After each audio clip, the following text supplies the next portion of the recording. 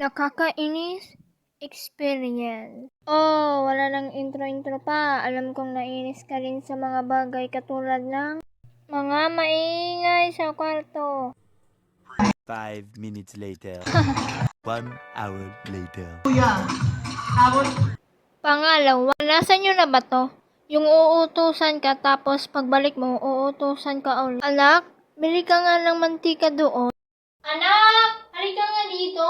Bumili ka nga ulit ng asin doon. O diba nakakainis? Kaway-kaway sa mga nakatry na nito. Lalo na kapag only child ka lang. Wala kang kapatid, salo lahat ng mga inuutos sa iyo ng nanay mo. Pangatlo, pakikisilip sa cellphone ng iba. Pang-apat, mga taong nanonood sa channel ko pero di nagsasubscribe. Maon ka no? Ano ba naman kasi, pipindutin mo na lang yung like at subscribe button, diba? Like mo na tong video at mag-subscribe ka na. Comment ka na din.